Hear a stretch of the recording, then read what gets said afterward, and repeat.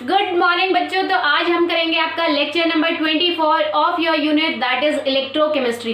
तो बेटा इससे पहले वाले लेक्चर में हमने पढ़ा था कि आप लिमिटिंग मोलर कंडक्टिविटी या फिर हम कहें molar conductivity at infinite dilution with the help of graphical method आप कैसे कैलकुलेट कर सकते हो। तो हमने ग्राफ को देख के बताया था कि हम ग्राफिकल मेथड से ओनली स्ट्रॉन्ग इलेक्ट्रोलाइट की ही लिमिटिंग मोलर कंडक्टिविटी कैलकुलेट कर सकते हैं, क्योंकि स्ट्रॉन्ग इलेक्ट्रोलाइट में जो आपकी स्ट्रेट लाइन आ रही थी वो इंटरसेप्ट जहां कर रही थी, यानी कि जिस पॉइंट पे, जिस सैचुरेशन पॉइंट पे इंटरसेप्ट कर रही थी वही आपको वैल्यू देता है लिमिटिंग मोलर कंडक्टिविटी की। But in case of weak electrolyte हमने देखा था कि वीक इलेक्ट्रोलाइट के केस में आपका क्या हो गया, एक तो कंडक्टिविटी इंक्रीज हो गई है सडनली। क्यों इंक्रीज हो गई है? क्योंकि आप डाइल्यूशन कर रहे हो तो आयंस जो प्रेजेंट है, ऑलरेडी जो आयंस प्रेजेंट है उनको ज्यादा स्पेस मिल गई है तो उनकी मोबिलिटी फास्ट हो गई है, उसकी वजह से कंडक्टिविटी एकदम से increase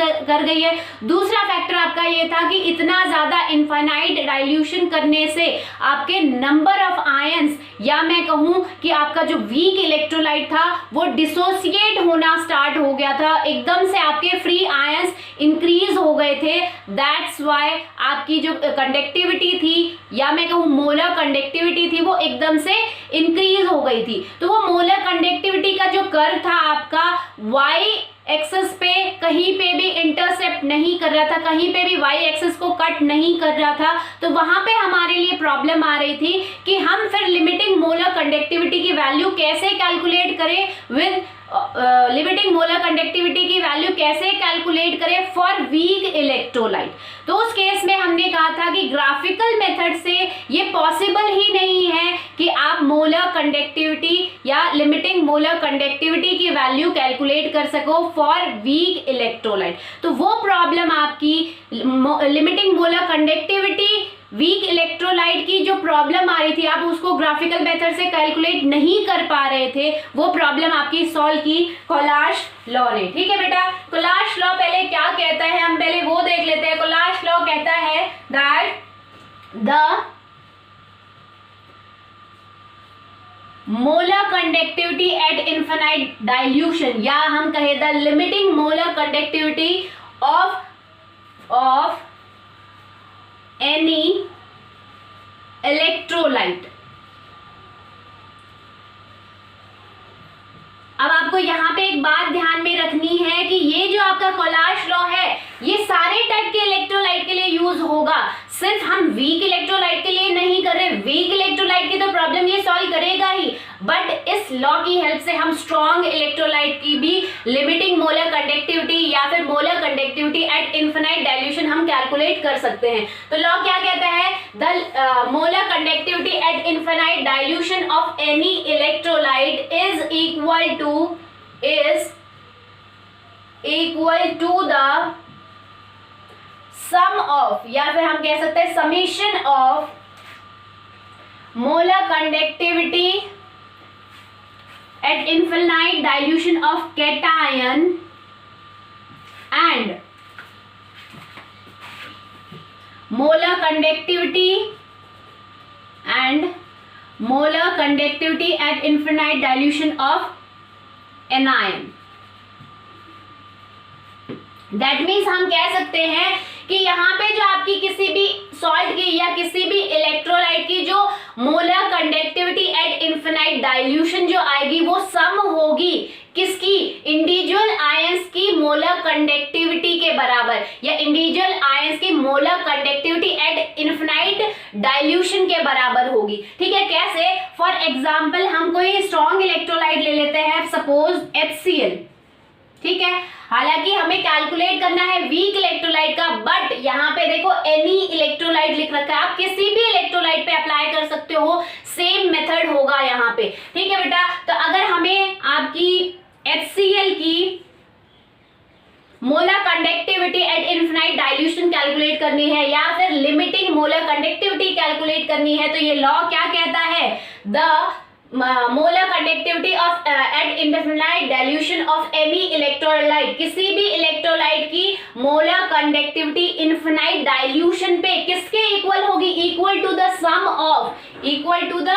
some of molar conductivity at infinite dilution of cation. इस इलेक्ट्रोलाइट में कैटायन आपका क्या है बेटा, H पॉजिटिव, प्लस यहां पे अगर हम लिखे एंड, कैटायन तो हो गया, एंड लिमिटिंग मोलर कंडक्टिविटी या फिर molar conductivity at infinite dilution of anion. ठीक है, एनायन पार्ट आपका HCl में क्या है, Cl नेगेटिव। ठीक है, MCl नेगेटिव। ठीक है बेटा, तो ये आपका हो गया कोलाश लॉ। कोलाश लॉ क्या कहता है कि किसी भी इलेक्ट्रोलाइट की, चाहे वो वीक इलेक्ट्रोलाइट हो या स्ट्रॉन्ग इलेक्ट्रोलाइट हो, उसकी अगर आपको molar conductivity at infinite dilution calculate करनी है तो वो इक्वल होगी, ये आपका लेमडा है, आप इसको कैप नॉट से भी लिख सकते हो। ठीक है, एक ही बात है, तो लेमडा या मैं कहूं molar conductivity at infinite dilution of cation plus anion, ठीक है, उनके सम के बराबर होगी। अब बात आती है बेटा कि ये तो आपकी मोलर कंडक्टिविटी की बात हो गई है, बट कई बार आपका लिमिटिंग मोलर कंडक्टिविटी की जगह इक्विवेलेंट, लिमिटिंग इक्विवेलेंट कंडक्टिविटी भी गिवन होता है, तो दोनों के लिए आपका फॉर्मूला यही रहेगा, एग्जैक्टली सेम रहेगा। तो अगर हम एग्जांपल करें तो देखो, किसी भी केस में अगर आपको सपोज हमने NaCl ले लिया, NaCl इलेक्ट्रोलाइट का हमें molar conductivity at infinite dilution निकालना है, तो हम कैसे निकाल सकते हैं, लेमडा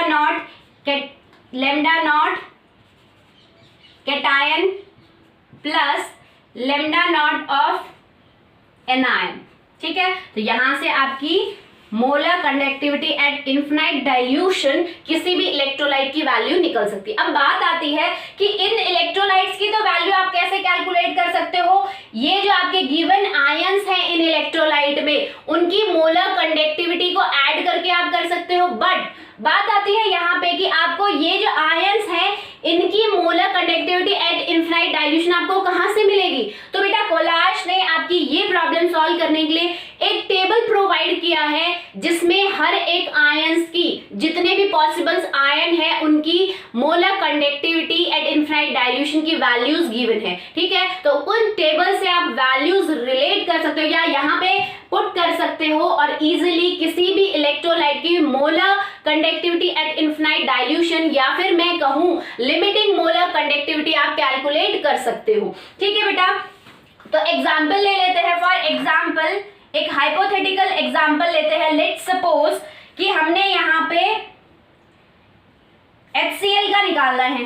ठीक है, HCl की लिमिटिंग मोलर कंडक्टिविटी निकालनी है, तो आपको गिवन है H पॉजिटिव की मोलर कंडक्टिविटी आपको गिवन है एट इनफिनाइट डाइल्यूशन। सपोज आपको गिवन है 492 साइमन सेंटीमीटर स्क्वायर पर मोल।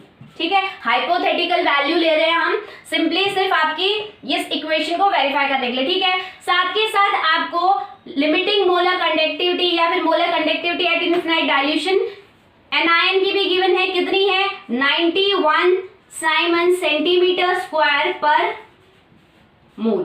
ठीक है बेटा, तो अगर आपको ये क्वेश्चन में गिवन है तो आप इजीली ये वैल्यू कैलकुलेट कर सकते हो, दैट इज HCl की limiting molar conductivity easily calculate कर सकते हो। तो हमेशा ही आपको, चाहे आपको टेबल प्रोवाइड किया हो या टेबल प्रोवाइड नहीं किया हो, तो क्वेश्चन में जो आयंस आपके यूज हो रहे हैं उनकी आपको molar conductivity at infinite dilution provide की जाएगी। ठीक है, क्वेश्चन में ही आपके लिख के दिया होगा। तो अगर हम यहाँ पे निकालें तो हम यहाँ पे निकाल सकते हैं limiting molar conductivity of HCl, that is किसके बराबर होती है, H positive ion plus Cl negative ion की, ये आपको गिवन है। तो हम लिख सकते हैं 492 प्लस 91 साइमन सेंटीमीटर स्क्वायर पर मोल। ठीक है, अगर इसको आप ऐड करोगे तो आपका आएगा 583 साइमन सेंटीमीटर स्क्वायर पर मोल। ठीक है बेटा, तो ये तो बात हो गई आपके कोलार्श लॉ की, चाहे आपकी वीक इलेक्ट्रोलाइट हो या फिर स्ट्रॉन्ग इलेक्ट्रोलाइट हो। बट अगर हम बात करें, यहाँ पे आप देख सकते हो कि आपका आपकी इस पर्टिकुलर इलेक्ट्रोलाइट में एक ही कैटायन है और एक ही एनायन है। यहाँ पे भी आपका देखो इस इलेक्ट्रोलाइट में एक ही कैटायन है और एक ही एनायन है। बट अगर आपका एक से ज्यादा, अगर आपके पास कुछ ऐसा इलेक्ट्रोलाइट गिवन हो जिसमें एक से ज्यादा कैटायन हो और एक से ज्यादा एनायन हो, तो उस केस में आप molar conductivity at infinite dilution कैसे निकालोगे? With the help of Kohlrausch law. ठीक है, तो ये हमारा मेन कोलार्श लॉ है। ठीक है बेटा, इसको याद रखना है, या फिर मैं यहाँ पे लिख दूं इसको, ये तो हमने HCl का एग्जाम्पल लिया था, तो हम यहाँ पे लिख दें किसी भी पर्टिकुलर इलेक्ट्रोलाइट की अगर आपको लिमिटिंग मोलर कंडक्टिविटी निकालनी है तो आपका क्या होगा? Limiting molar conductivity of cation plus limiting molar conductivity of anion. ठीक है, तो ये आपका कोलार्श लॉ है, बहुत इंपॉर्टेंट लॉ है और इससे क्वेश्चन बेटा आपके एग्जाम में जरूर पूछा जाता है। और पूरे यूनिट में सबसे सिंपल, पूरी इलेक्ट्रोकेमिस्ट्री में सबसे सिंपल जो न्यूमेरिकल आते हैं वो इसी टॉपिक से आते हैं, इसी लॉ से आते हैं। ठीक है, तो हम अपना नेक्स्ट देखते हैं कि जब आपके पास ऐसा इलेक्ट्रोलाइट हो जिसके पास मोर देन वन कैटायन हो और मोर देन वन एनायन हो, तो उस टाइम आपका कोलार्श लॉ कैसे मॉडिफाई होगा। देखो तो बेटा फॉर एग्जाम्पल आपको गिवन है कोई इलेक्ट्रोलाइट इस फॉर्म में, दैट इज Ma2। ठीक है, ये आपको क्या करना है, आप पहले सबसे पहला काम क्या है आपका, इलेक्ट्रोलाइट को डिसोसिएट करो उसके कैटायन और एनायन पार्ट में, तभी आप उसके लिए कोलार्श लॉ निकाल पाओगे, या मैं कहूं आप molar conductivity at infinite dilution निकाल पाओगे। ठीक है, तो अगर हम इसको डिसोसिएट करें बेटा तो आपका आएगा, सपोज हमारा आया है M2 positive plus 2A negative, तो ये आपका क्या है, कैटायन पार्ट है और आपका ये क्या है, एनायन पार्ट है। ठीक है, आप देख सकते हो कि ये जो इलेक्ट्रोलाइट है आपका क्या दे रहा है, एक कैटायन दे रहा है बट 2 एनायन दे रहा है। तो इस केस में जो हमारा कोलार्श लॉ होगा वो थोड़ा सा मॉडिफाई हो जाएगा। कैसे, हम यहाँ पे लिख सकते हैं limiting molar conductivity of Ma2 is equal to limiting molar conductivity of cation plus limiting molar conductivity of anion. ठीक है बेटा, तो ये तो आपके सिंप्लीफाई फॉर्म हो गया। बट यहाँ पे आपका क्या है, यहाँ पे 2 एनायंस हैं। एनायन कितने हैं, 2 हैं। ठीक है, यहाँ पे कैटायन कितना है, 1 है। तो ये जो कैटायन और एनायन जब आपका मोर देन 1 होगा तो यहाँ एक नया फैक्टर आ जाता है, दैट इज N। आपके कोलार्श लॉ में ही एक नया फैक्टर आ जाता है जिसे हम बोलते हैं N। तो ये तो आपको पता है क्या है, molar conductivity of electrolyte at infinite dilution. ये क्या है, molar conductivity of cation at infinite dilution. ये आपका क्या है, molar conductivity of anion at infinite dilution. अब बात आती है, ये जो नई टर्म आपकी आई है, ये जो आपकी N फैक्टर जो नया आया है, ये क्या है बेटा, ये आपका है नंबर ऑफ आयंस। ठीक है, कि आपके कितने आयंस होंगे कैटायन में। अगर N यहां लोगे तो नंबर ऑफ कैटायंस, यहां लोगे N तो नंबर ऑफ एनायंस। ठीक है, तो अगर आपका मोर देन 1 कैटायन है, 1 एनायन है, तो आपका जो कोलार्श लॉ होगा वो थोड़ा सा मॉडिफाई हो जाएगा बेटा, आपका इस फॉर्म में लिखा जाएगा। तो अगर इस इक्वेशन के लिए अगर हम कोलार्श लॉ लिखें तो हम कैसे लिख सकते हैं, molar conductivity of Ma2 at infinite dilution is equal to, यहाँ पे देखो number of ions of cation कितना है, 1 है, तो आप 1 लिख सकते हो या कुछ भी मत लिखो, एक ही बात है। M2 पॉजिटिव प्लस आपके एनायन कितने हैं, 2 एनायन है, तो आप 2 molar conductivity at infinite dilution of anion. ठीक है बेटा, तो आपकी ये क्या हो गई, ये आपके इस इलेक्ट्रोलाइट का कोलार्श लॉ हो गया। तो ये तो बात हो गई आपकी कोलार्श लॉ की। आपको कोलार्श लॉ अगर सिंपल इलेक्ट्रोलाइट के लिए लिखना है, दैट मीन्स मीन्स अगर एक आपका केटायन हो, एक ही एनायन हो तो हमने पढ़ लिया। अगर आपका मोर देन वन एनायन या मोर देन वन केटायन हो तो आपको कैसे लिखना है वो पढ़ लिया। अब हम नेक्स्ट प्रोसीड करते हैं हमारी एप्लीकेशन पार्ट पे कि कोलाश लॉ की एप्लीकेशन क्या क्या होती है। तो आज हम आपकी एक ही एप्लीकेशन पढ़ेंगे जो कि मोस्ट इंपॉर्टेंट एप्लीकेशन है और ज्यादातर क्वेश्चन उसी एप्लीकेशन से आपके पूछे जाते हैं। तो देखो बेटा,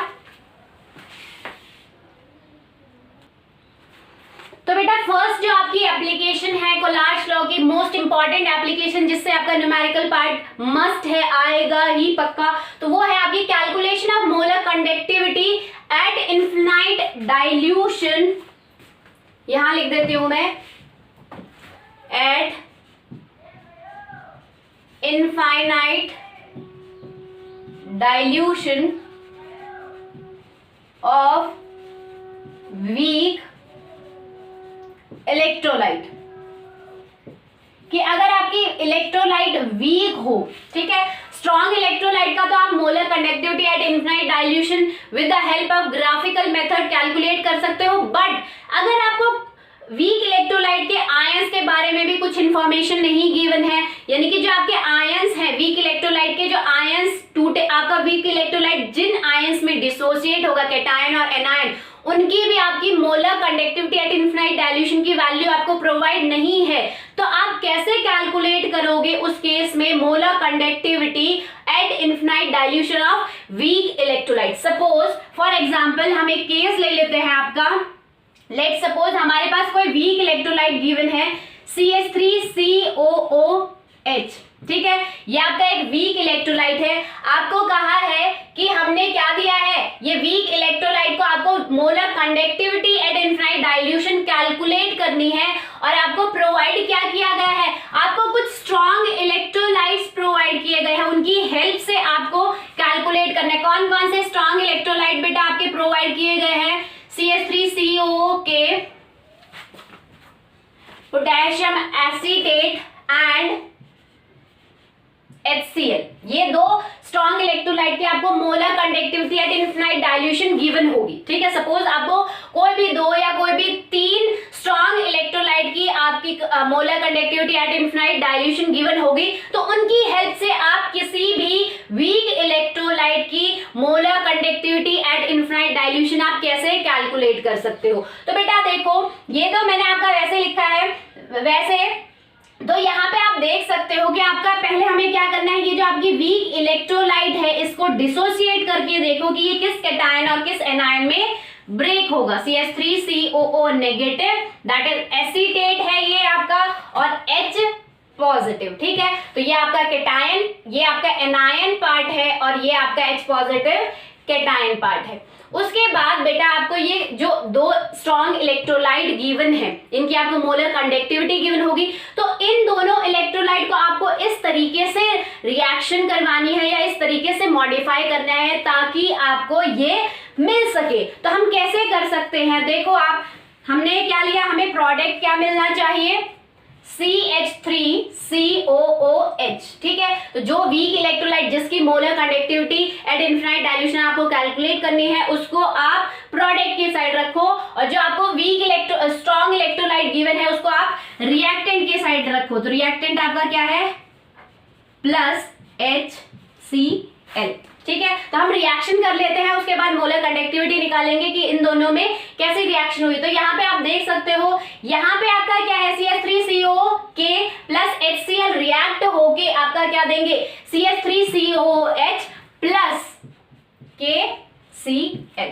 ठीक है। अगर इस इक्वेशन को बेटा मैं वेरीफाई करूं, यानी कि प्रोडक्ट तो हमें सिर्फ ये चाहिए, ठीक है, इससे हमें कोई मतलब नहीं है, तो अगर मैं इस इक्वेशन को बेटा वेरीफाई करूं कि इस इक्वेशन को मैं इस तरीके से लिखूं कि आपका ये जो इक्वेशन है आपको टोटली मोलर कंडक्टिविटी दे देगी इस वीक इलेक्ट्रोलाइट की। कैसे कर सकते हैं हम, सपोज मैंने क्या किया, CH3COOK प्लस HCl, और इसकी हमें जरूरत नहीं है प्रोडक्ट में, तो मैं इसको इस साइड ले आती हूँ, ये आपका है माइनस KCl, ठीक है।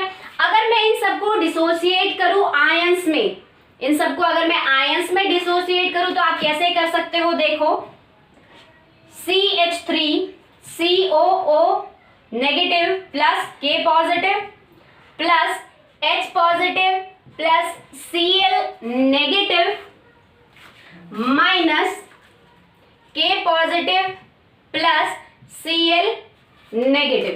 ठीक है, तो आपका क्या गिवन है देखो, इससे हम कैसे कैलकुलेट कर सकते हैं, ये आपकी इक्वेशन बन गई है। ठीक है, मैंने क्या किया, इन्हीं को, ये जो आपके तीन रिएक्टेंट लिए हैं इन्हीं को मैंने ओपन करके लिख दिया इनटू कीटायन और एनायन पर। तो आप यहाँ पे देख सकते हो, यहाँ पे भी माइनस आ गया, ठीक है, क्योंकि यहाँ पे माइनस है। तो आपका क्या होगा, K पॉजिटिव से K पॉजिटिव कैंसिल हो जाएगा, Cl नेगेटिव से Cl नेगेटिव कैंसिल हो जाएगा, और आपका जो इक्वेशन बनेगी वो क्या बनेगी, K plus HCl minus KCl is equal to आपका क्या है, CH3COO negative plus H positive. ठीक है, यही आपको चाहिए था, ये आपको चाहिए था। ठीक है, तो आप इसको कैसे लिख सकते हो, ये आपका कैटायन एनायन पार्ट में टूटा हुआ है, इसको पूरा अगर आपको लिखना हो तो यहाँ पे जो है आपका बेटा कोलाश लॉ वेरीफाई होता है कि आपका क्या होता है, आयंस का जो सम होता है, कैटायन और एनायन ऑफ पर्टिकुलर इलेक्ट्रोलाइट का जो सम होता है वो किसके बराबर होता है, molar conductivity at infinite dilution of that electrolyte. ठीक है, तो ये इलेक्ट्रोलाइट आपका कौन सा बन गया, CH3COOH। ठीक है, तो यहां से आपका वेरीफाई हो गया। अब ये तो आपकी इक्वेशन वेरीफाई हो गई, इसको आप चाहे किसी फॉर्म में लिख लो, ये मैंने आपको वेरिफिकेशन के लिए दिया था कि आपका कोलाश लॉ यहाँ पे कैसे वेरीफाई हो रहा है। ठीक है, with the help of Kohlrausch law आप कैसे कर सकते हो, बट आपका क्या था, क्वेश्चन क्या था कि अगर आपको इन स्ट्रॉन्ग इलेक्ट्रोलाइट की क्या दे रखी है, molar conductivity at infinite dilution given है और आपको इसकी निकालनी है, तो आप कैसे कैलकुलेट कर सकते हो। तो आपको गिवन है ये molar conductivity at infinite dilution of potassium acetate plus molar conductivity of HCl minus molar conductivity at infinite dilution of KCl is equal to molar conductivity of CH3COOH।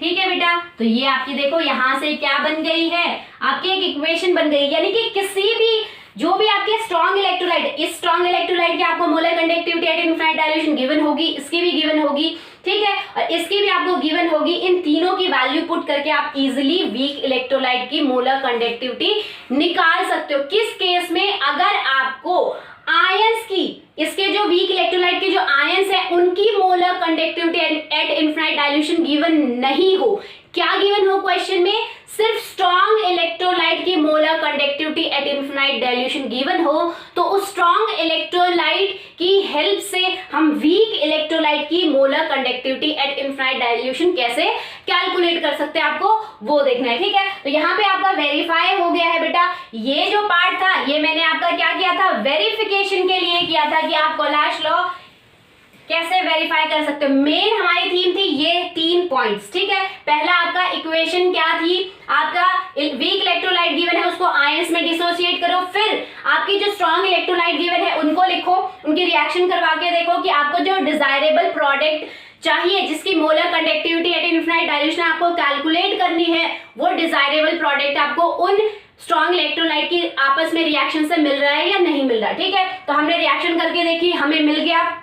ठीक है, अब हमें जरूरत इसी की थी, तो हमारा जो दूसरा प्रोडक्ट बन रहा है उसको हम इस साइड ले आएंगे। ठीक है, इस साइड आपका आगे आपका डिजायरेबल प्रोडक्ट मिल गया है। उसके बाद जो जो आपको molar conductivity at infinite dilution जिस भी स्ट्रॉन्ग इलेक्ट्रोलाइट की गिवन होगी उनकी वैल्यूज यहाँ पुट करके आप इस वीक इलेक्ट्रोलाइट की molar conductivity at infinite dilution या फिर मैं कहूँ लिमिटिंग मोलर कंडक्टिविटी की वैल्यू आप इजिली कैलकुलेट कर सकते हो। ठीक है बेटा, तो इसमें बेस न्यूमेरिकल जो है आप सॉल्व करके देखो, आपको कोई प्रॉब्लम आती है तो आप मेरे को कमेंट करो।